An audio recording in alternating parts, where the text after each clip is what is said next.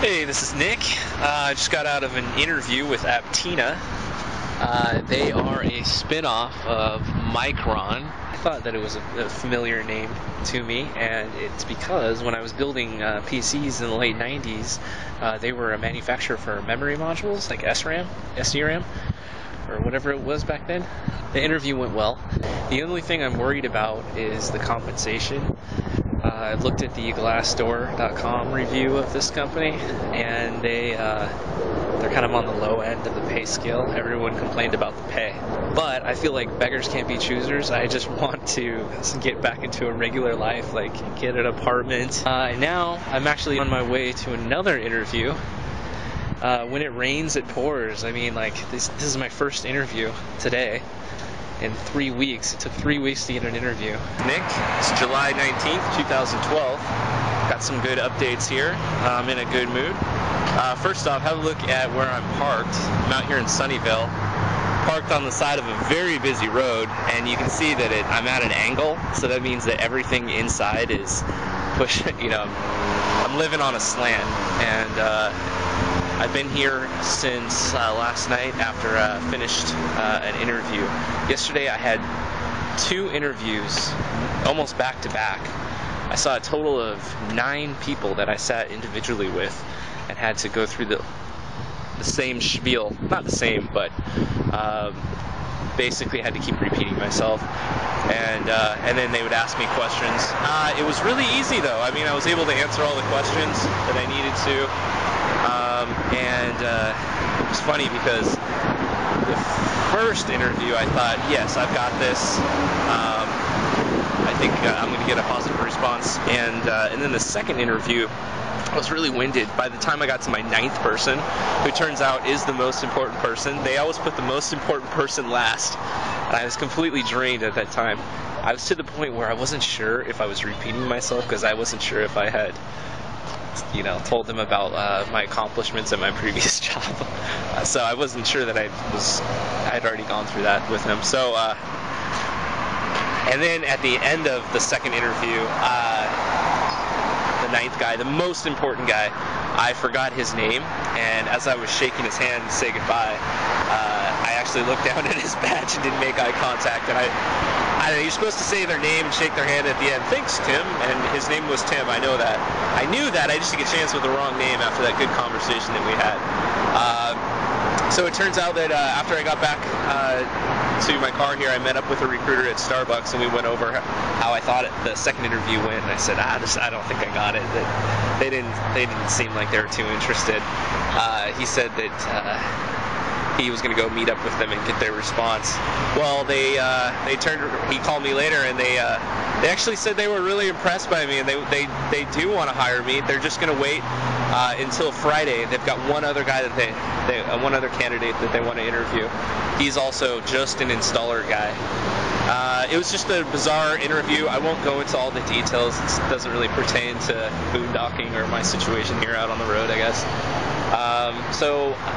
And then I got a call from the other company, and they said that all their round of interviews went well, and that they just need to wait until their director is back in town. She's on vacation, and I have to go through a brief interview with her.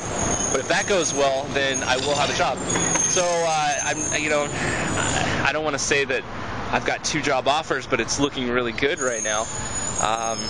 It's really changed just the way I feel about this situation. I just feel reinvigorated, like finally some positivity. I might get out of this situation. So I will update later once I know more. For right now, I'm just doing the regular stuff. I'm going to Starbucks, recharge my batteries. See ya. Hey, it's a little bit later in the day, and I forgot. You might be wondering, like, Nick, where's all that raunchy facial hair that you had?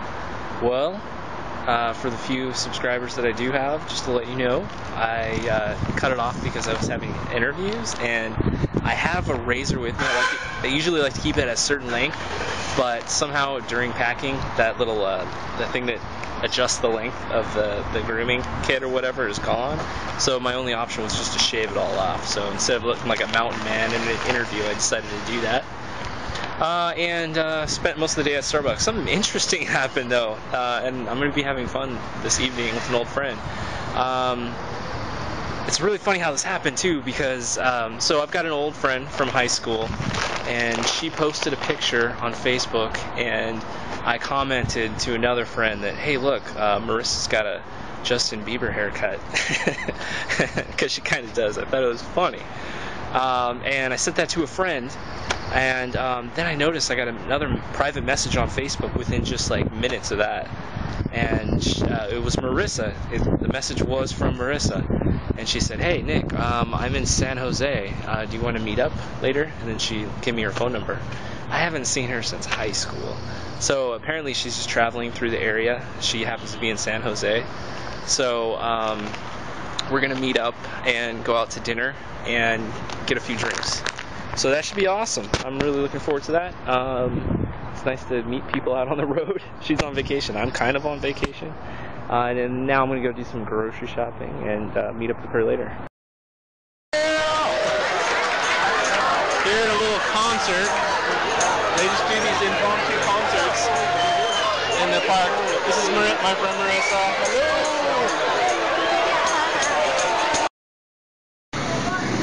Oh, dude.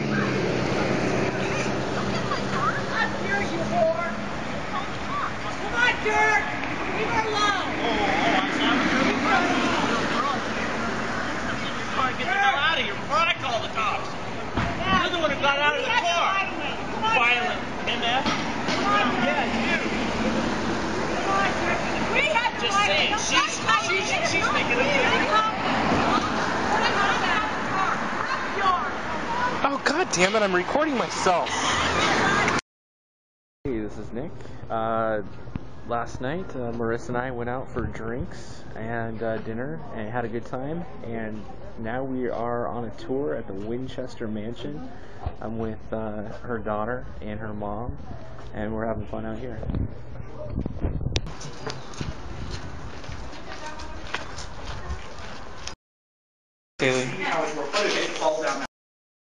Yeah, well, I had a really great afternoon with Marissa. That was awesome to run into her. And we made plans, of course. Ooh, the camera's really dirty. Sorry. To go to that mansion, the Winchester Mansion. It's so huge. I think we walked over a mile, and we didn't retrace our steps in the mansion. That was awesome. And then we went out for lunch. So I was with Jody, her mom, and then her daughter, Haley, and then Marissa. And then we came back to the RV, and Jody, her mom, her charger died, so she came in here to charge the phone, and it was such a low charge that before she couldn't even turn it on. She had to charge it for 15 minutes before it would turn on. So we were just in here. I had 4 people and a dog in here, and it actually worked out great. We weren't squished in. So an RV can be, decent for entertaining, believe it or not. So I'm trying to make these posts more related to RVing and not just my life. So based on the critiques that I've gotten. So what else that relates to the RV? It's really hot in here. I have a thermostat mounted. It's 79 outside, and then in here with Ellie, for her it's been 87. She stayed here. Oh yeah, I parked in, so I was meeting her at a hotel, and because this beast is just so hard to maneuver, I ended up parking in a residential area that was actually kind of far away.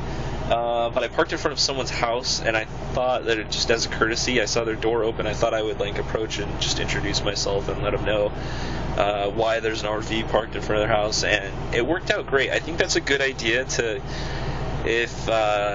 as a safety measure, So I know that she's not going to go call the cops because she's wondering to report me as a suspicious vehicle, So that's probably a good idea. I've read that online too. Try to get permission if you can. So I did that, and it appears that she's gone. Her car's gone. So I'm in here. I'm burning up. Like I said, it's in the upper 80s in the RV. I'm running the AC now and trying to cool down.